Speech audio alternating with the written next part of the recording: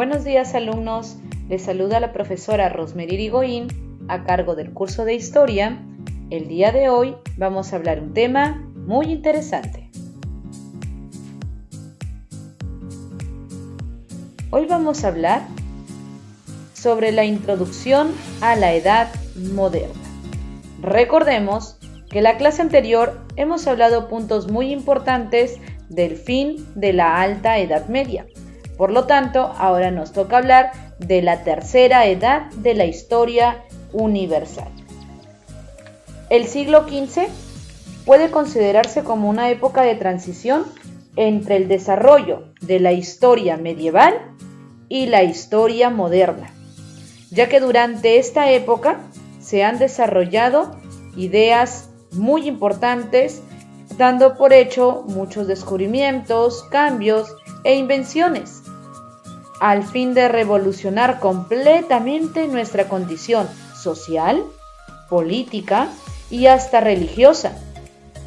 Hace aproximadamente 5 siglos, para bien o para mal, los hombres de Europa Occidental y de Europa Central, pensando por sí mismos, empezaron a examinar tanto la religión, la filosofía y las ciencias, que con el tiempo van a ir comenzando a rechazar lo viejo por lo nuevo.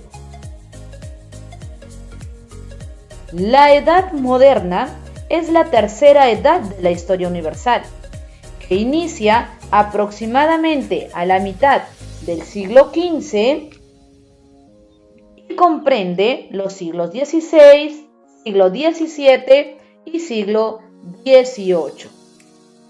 Su inicio coincide con el movimiento renacentista y abarca aspectos importantes del mundo europeo. La Edad Moderna tiene un inicio como tal. Si nosotros queremos darle un acontecimiento histórico, pues podemos decir que se ubica el 29 de mayo del año 1453, cuando se da la toma de Constantinopla, cuando justamente el emperador de ese entonces era Constantino XI, el cual va a ser destronado por el sultán Mohamed II. A este acontecimiento hecho histórico se ubica dentro de la caída del Imperio Bizantino.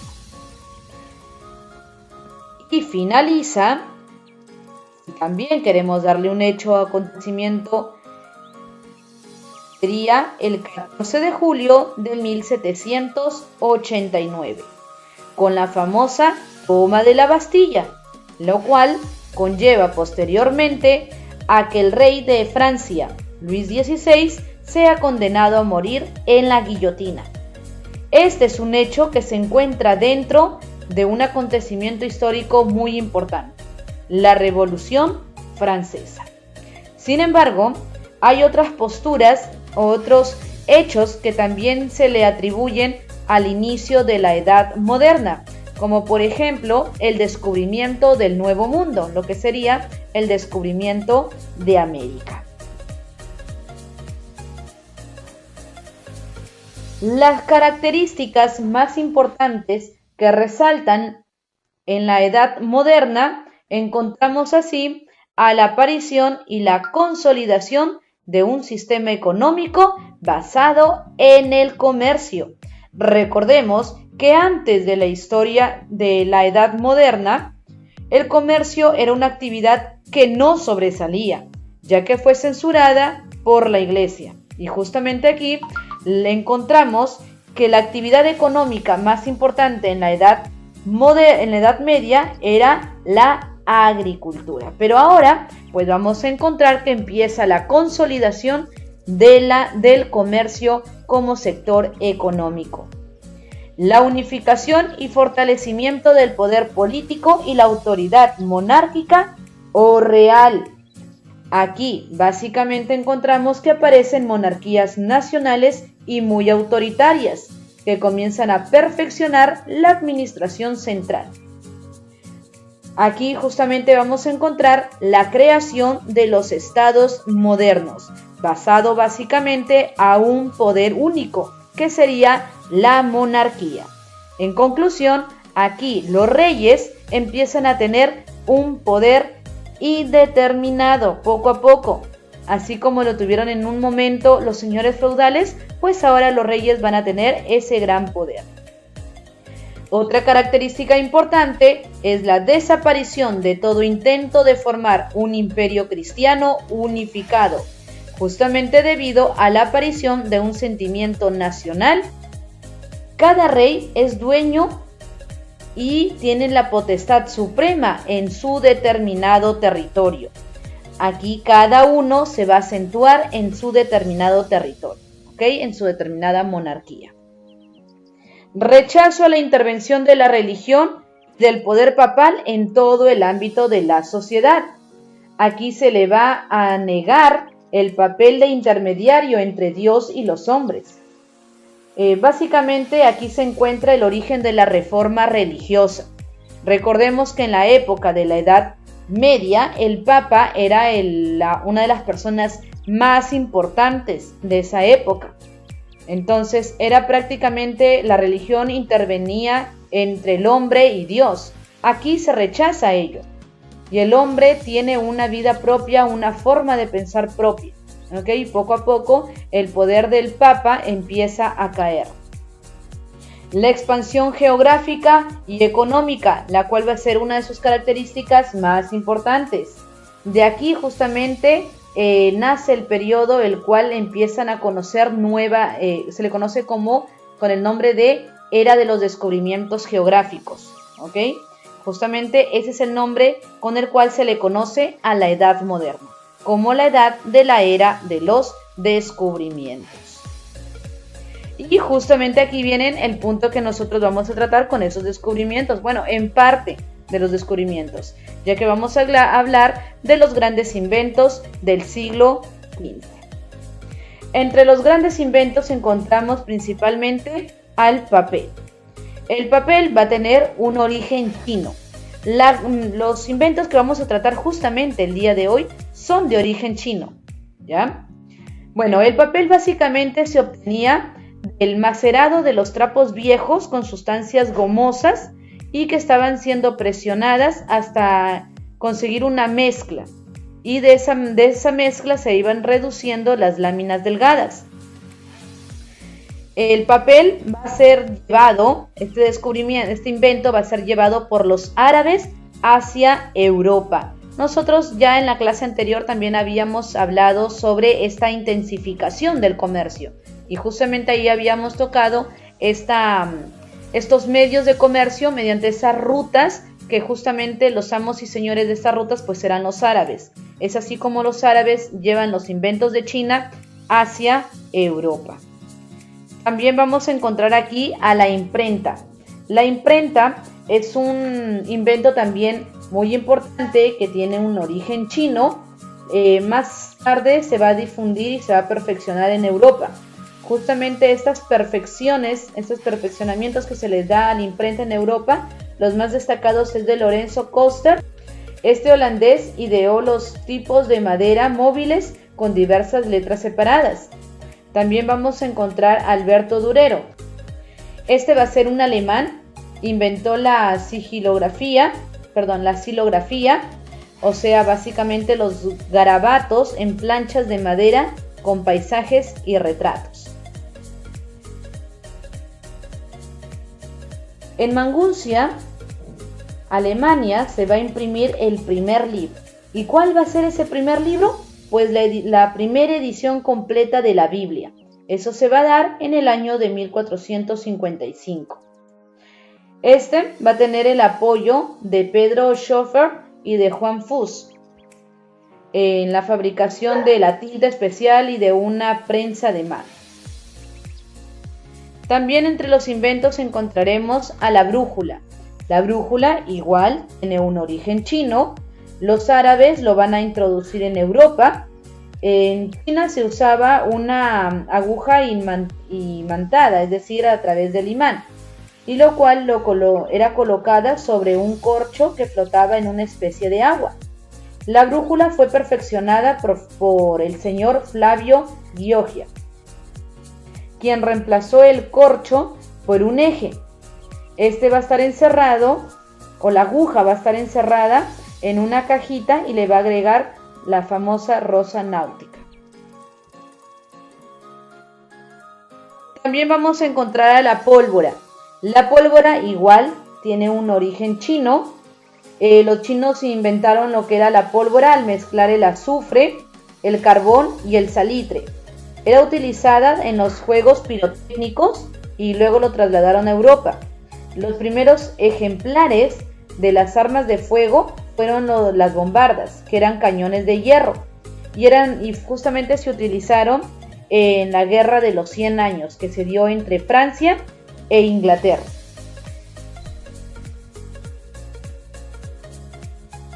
Los descubrimientos geográficos. En los descubrimientos geográficos, primero vamos a hablar sobre sus causas. ¿Qué es lo que motivó a estos descubrimientos geográficos? Pues aquí encontramos el comercio de las especias y el monopolio de las ciudades italianas.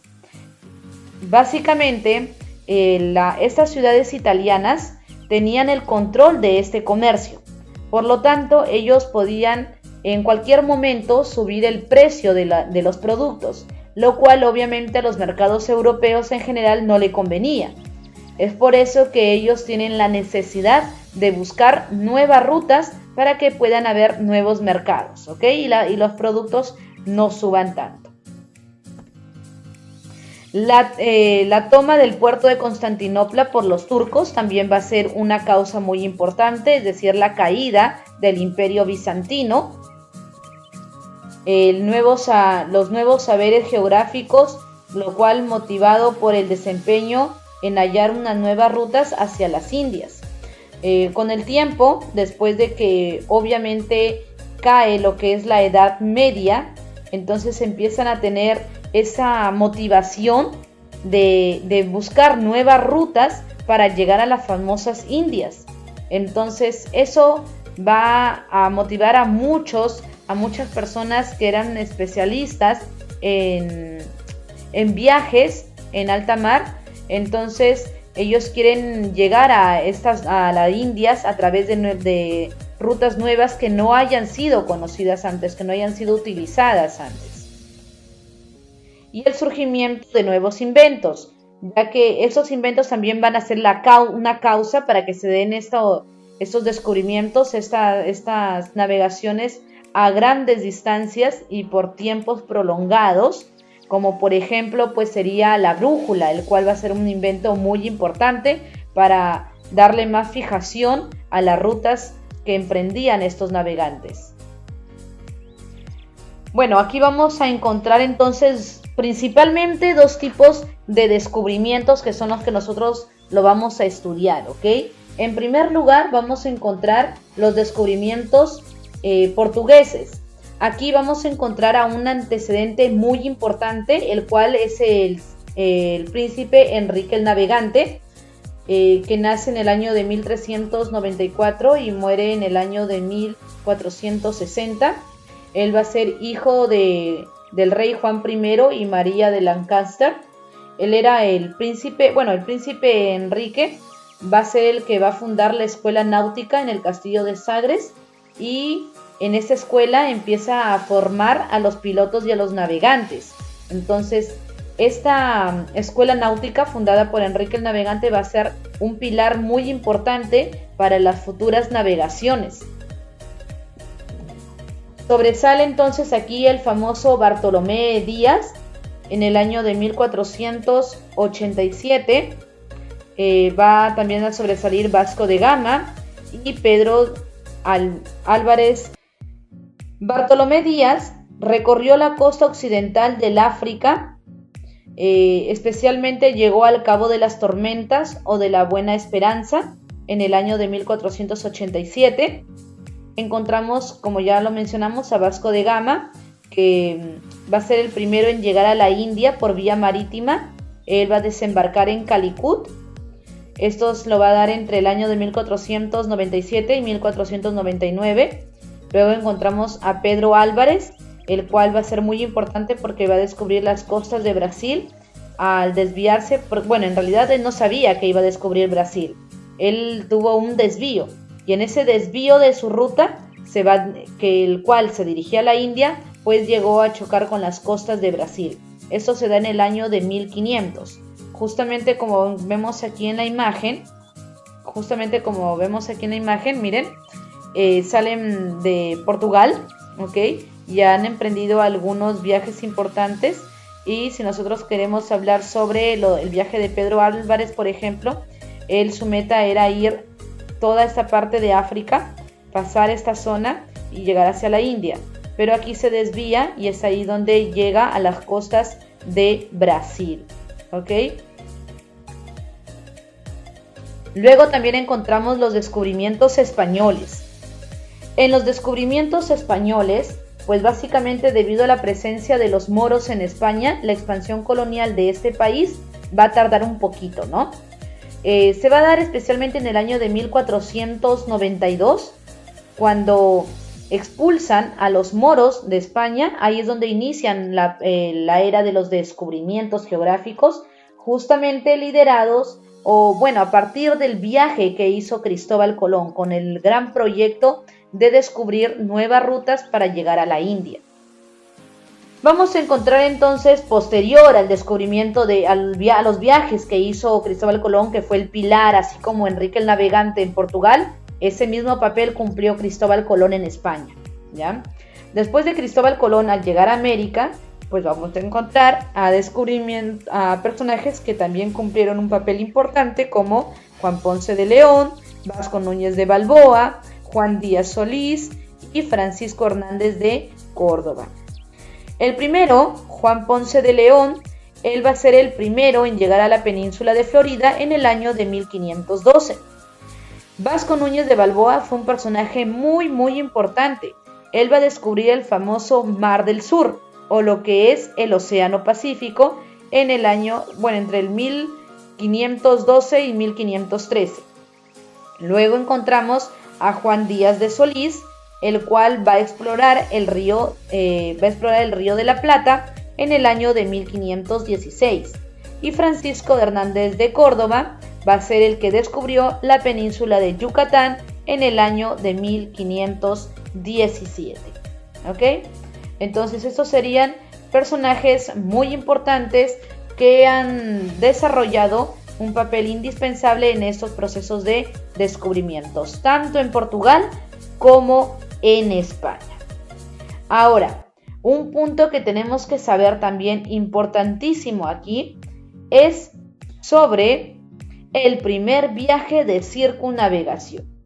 Este primer viaje de circunnavegación se dio entre el año 1519 y 1522. Este viaje se va a iniciar por el portugués Hernando de Magallanes, justamente al cual se le atribuye este viaje de circunnavegación. Pero acá tenemos que saber algo muy importante, ¿ya? Él no llegó a concluir el viaje. Hernando de Magallanes fue contratado por la corona española. Fue un portugués, pero contratado por la corona española, ¿ok? Quien va a morir en la isla de Mactan, en Filipinas. Entonces, él no llegó a concluir el viaje. El que llega a concluir el viaje es el español Sebastián Elcano. Él va a ser el que va a completar la vuelta al mundo. Entonces vamos a encontrar en el viaje de circunnavegación a dos personajes muy importantes. Hernando de Magallanes, que lo inicia, y Sebastián Elcano, que lo finaliza. Las consecuencias que trajo consigo este viaje de circunnavegación, es decir, alrededor del mundo, porque fue el primer viaje que dio la vuelta al mundo, a la Tierra, pues va a traer algunas consecuencias, como por ejemplo la comprobación de la esfericidad de la Tierra, que obviamente ya había sido dada a conocer por otros personajes que también habían navegado, no toda la Tierra, claro, no habían dado la vuelta, pero ya habían emprendido viajes, rutas largas, ¿no? Sin embargo, este viaje pues lo va a concluir, o va a dar la prueba irrefutable de la circunferencia de la Tierra. Otra consecuencia importante también es que se comprueba la autonomía geográfica de América respecto al Asia. Es decir, hay algunos pues que pensaban que estaba unida, que América estaba junto a Asia, ¿no? Entonces, gracias a este viaje que se hace alrededor del mundo, pues se sabe que son territorios diferentes, pues, ¿no? Que están separados por el Océano Pacífico. También se da la demostración de la distancia entre Asia y Europa a través del Atlántico, el cual era mucho mayor de lo que imaginaba Cristóbal Colón, ya que recordemos que cuando Cristóbal Colón parte de España, pues él pensaba que Asia se encontraba por esta zona, ¿ok? Que aquí se encontraba Asia, entonces que la ruta en realidad no iba a ser muy larga, ¿ya? Y con lo que se dio cuenta es al chocar pues aquí con un nuevo continente. Entonces sí se dan cuenta que para pasar de Europa y llegar a Asia, el recorrido era muy largo a través del Atlántico, pues, ¿no? Vamos a hablar también de otros descubrimientos importantes que se han dado en esta época, como por ejemplo el descubrimiento del señor Juan Caboto, el cual se da en el año de 1450 hasta el año de 1498. Este va a ser un veneciano que va a estar al servicio del rey Enrique VII, que era el rey de Inglaterra, el cual en el año de 1497 va a explorar en América del Norte los territorios de Terranova y el Labrador. Y en el año de 1498 va a llegar a la región limítrofe del actual territorio de Estados Unidos y Canadá. También vamos a encontrar al señor Juan de Verrazano. Juan de Verrazano, su descubrimiento se va a dar entre los años de 1480 y 1527. Este va a ser enviado por Francisco I de Francia y va a navegar las costas atlánticas del Norteamérica. Va a ser el primero en llegar al litoral de Canadá. ¿Ok? Luego también vamos a encontrar a Walter Raleigh. Walter Raleigh va a ser un personaje importante, nombrado almirante de la reina Isabel I de Inglaterra. Él también es importante porque va a fundar Virginia en el territorio de América del Norte. Y se dice pues que en el año de 1595 visitó la región del río Orinoco. Por último, pero no menos importante, encontramos a Jacques Cartier. Jacques Cartier va a ser enviado por Francisco I, el cual remotó el río San Lorenzo, que se encuentra en América del Norte, y exploró las tierras canadienses entre el año de 1534 y 1535, sobre la base de una aldea india que Cartier llamó Mont Royal, y ahí es donde se fundó después el territorio de Montreal. Estos van a ser entonces algunos de los descubrimientos adicionales a los descubrimientos portugueses y los descubrimientos españoles. De todos estos descubrimientos, lo que nosotros vamos a profundizar serán los descubrimientos de España, especialmente, obviamente hablando de Cristóbal Colón con el descubrimiento netamente de América, ¿ok? Ahora, ¿cuáles son las consecuencias generales que trajo estos descubrimientos? Pues van a traer consecuencias importantes en ámbitos científicos, económicos y políticos, ¿no? En primer lugar, como consecuencia científica, pues encontramos que se da la modificación de la concepción geográfica, ¿no? Ya que primero Ptolomeo había dado la postura, una concepción geocéntrica, que hablaba de que la Tierra se encuentra en el centro del universo y que todos los demás planetas junto con el Sol giran alrededor de la Tierra, lo cual obviamente va a tener una modificación a esa concepción y se va a cambiar por la concepción heliocéntrica, la cual fue dada por el señor Copérnico, también dada por el señor Galileo y Kepler, entre otros, ¿no? que básicamente consistía en una concepción de que el astro central de nuestro sistema es el Sol y que alrededor del Sol giran todos los demás planetas, incluidos la Tierra. Con respecto a las consecuencias económicas, pues aquí va a haber un gran impulso de la economía, sobre todo de la economía europea, por la apertura de rutas a la India y la llegada a América, lo cual va a ser un acontecimiento muy importante. Aquí se van a elevar los precios de los nuevos productos que llegaban a Europa, ¿no? Que no eran conocidos en ese entonces, como por ejemplo la papa, el tomate, el maíz, la coca, la lúcuma, ¿no? Y obviamente España va a implantar el famoso monopolio comercial con sus colonias. ¿A qué se refiere con el famoso monopolio comercial? Pues que España era la única que podía comercializar con sus colonias. Esas colonias, la cual entre ellas va a estar nuestro territorio, no podían comercializar con ninguna otra monarquía. Eso estaba penado, entonces solamente podíamos comprar y vender a España. Por lo tanto, este sistema de monopolio va a ser que convierta a España en uno de los países más ricos en ese momento, pues no, porque se estaba quedando con bastantes riquezas. Entonces, obviamente, no solamente a España, sino a muchísimas monarquías europeas, estos descubrimientos las termina enriqueciendo, y es por eso que Europa termina por consolidarse como uno de los continentes más importantes y más ricos, ¿no? Obviamente explotando a los territorios indígenas como el nuevo territorio descubierto de América. En las consecuencias políticas, pues podemos encontrar aquí que Europa va a comenzar a adquirir la dominación del mundo, ¿no? Como les había mencionado, Europa empieza a imponerse contra todos, pues, ¿no?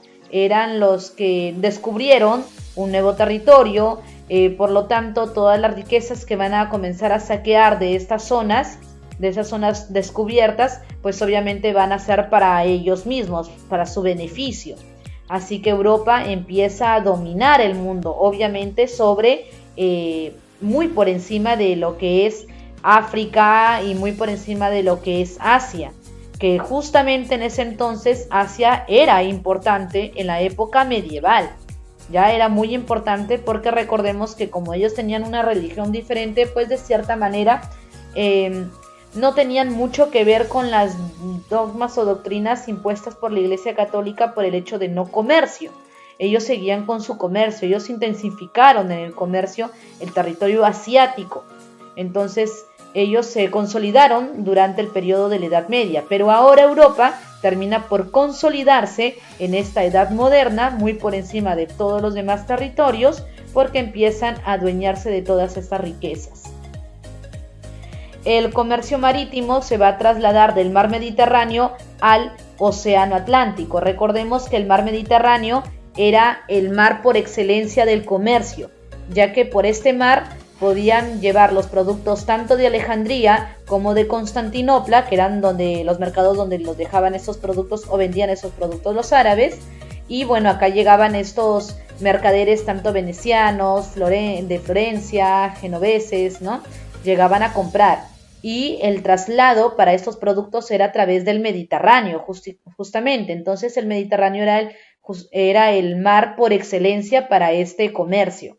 Pero ahora, con el descubrimiento de América, con el descubrimiento de nuevas rutas, pues el Mediterráneo va a ser reemplazado totalmente por el Océano Atlántico, el cual se va a convertir en la ruta por excelencia entre América y los territorios de Europa.